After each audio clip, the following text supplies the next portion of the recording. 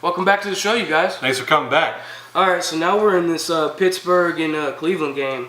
First of all, what a mess. It was pouring down rain the entire game. It was very sloppy. But either way, man, Ben Roethlisberger, I got to give you the stats, man. 23 for 41, 355 yards, 1 touchdown, 3 interceptions, along with 2 fumbles that he had, which was 5 turnovers overall for Ben. That's what the heck, Ben. I will give him this. 2 of the interceptions were his fault. 1 wasn't. It was kind of tipped and by their tight end, Jesse James. But yeah, it's still overall a very sloppy game for Ben. Same thing for Tyrod. 15 for 40, 197 yards, a touchdown, an interception. That was not good. First half he played pretty bad. Second half he played all right. Like I said, I think that's how they end up coming back. They were playing all right on offense. Defense looked good for Cleveland, I believe. They looked pretty good. Pittsburgh's defense, first half they did okay. Second half they could have did a lot better. But yeah, overall, man, I think Tyrod Taylor kind of played a little sloppy for what everybody's expecting him to play. And of course, that raises that question, man. What about Bake, man? There's, on social media, there's been several people that's saying he could have won that game, man. What do you think about that? What's your thoughts and opinions on that? I've been in the camp that I don't think he should start until he's really ready. But yeah, I definitely understand why people are saying that he probably should have won. He probably could have won that game if he came in. Because Tyrod Taylor, he played it really bad. He threw an interception that he kind of wasn't that bad of an interception. He kind of threw it up there for Flash Gordon. Yep. But outside of that, he played terrible. The offense looked terrible. Yep. It's just going to be a lot of growing pains. They need to get Jarvis Landry involved more, definitely in the beginning of the game. Yep. That defense, though, for Cleveland Browns played amazing.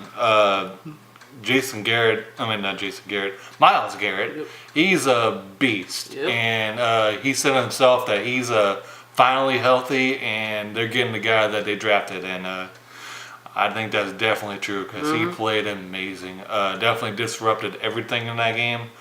On Pittsburgh, though, they have a lot of holes they need to figure out.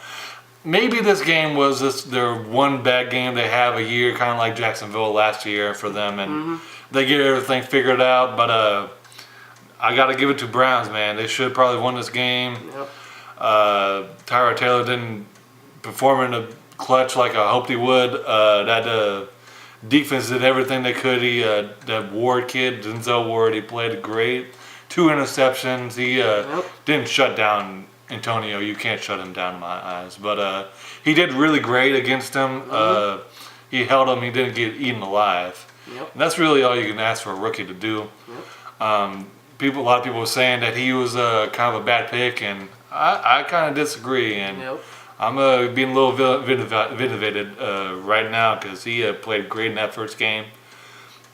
Really, my only question is Pittsburgh going downwards and this Big Ben washed up, or is this a bad game? Do you think, Ryan? Yeah, for right now, I'm just going to say it was a bad game. I'm not going to say that man's washed up. I mean, no, I don't think he is. I think it's a little too early to say that. Yeah. I don't like making excuses. Like I said, but I will say I think a little bit of the reason why both teams had a little bit of bad offensive games. It was pouring down rain. It was very sloppy of a game. But yeah, I'm not gonna make that the entire excuse though. You still got to play better than that. But it was a sloppy game weather-wise. Yeah, to add on what he said about Ward, man, 2 great interceptions. And I think the thing that most impressed me about him guarding Antonio Brown, he wasn't getting holding calls. Yeah. He wasn't like freaking out, panicking. Oh my God! That was kind of one of his big issues that I have with him, and he had with him in college. That he was doing that bad. He did that bad in college, but yeah, maybe he's got the right coaching mind, or Yeah. he just told himself mentally, I gotta quit doing that. Yeah. And yeah, dude, he didn't do that at all against Antonio. I don't even think if there was one call against him. Matter of fact, I mean there might have, but I didn't catch it. It wasn't too many. Yeah, if there was, we didn't catch them all. We watched a lot of this game. Yeah, and yeah, man, he was very impressive on guarding Antonio Brown. I think real quick before I finish up, what I gotta say.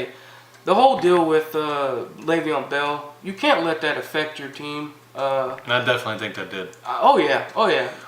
Just a second. I definitely think that controversy really disaffects his team. Mm-hmm. And I like Tomlin, but that starts at the head coach. That's the head of the snake. That's a culture, and you let things fester. And like a person I really like, Michael Lombardi, he says, you're either coaching or you're allowing it, and that's definitely an issue. And I think that's definitely one of the reasons why the Patriots has that mental edge over the Steelers in the playoffs, because they definitely have more talent than the Patriots. Mm-hmm.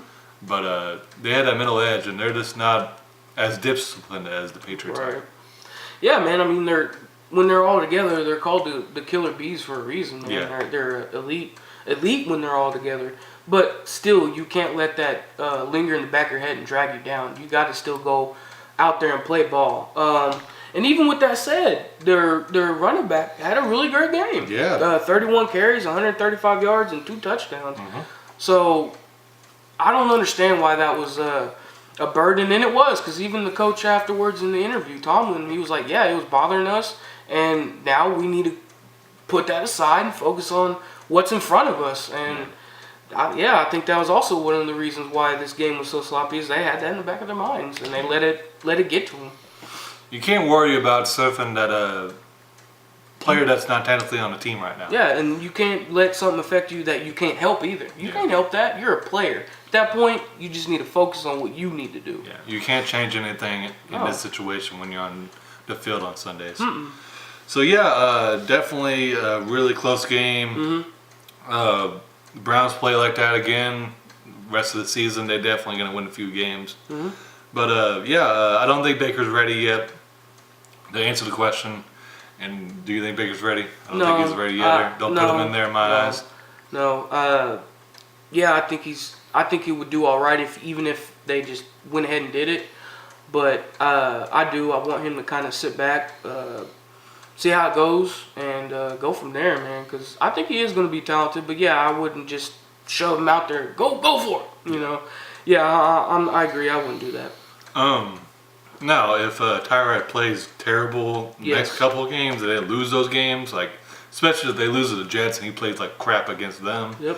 and he plays like crap against the Saints, Then you definitely need to consider it. then you definitely need to consider it, because your season's going down the drain, and Hugh Jackson be getting fired because that ship's sinking. So that's all I got to really say about this game. Definitely interesting, and let's see how it goes from this season. Yeah, pretty much. I think to just real quick add to what he said about Hugh Jackson. To me, I think he needs to at least win 5 or 6 games to even save his job. So if Tyrod plays, like he said, if Tyrod plays these next 2-3 games really bad, you better consider it. And I already know some people in the media are going to talk a whole bunch of crap about Baker because he can't beat out Tyrod, how he played bad in one game.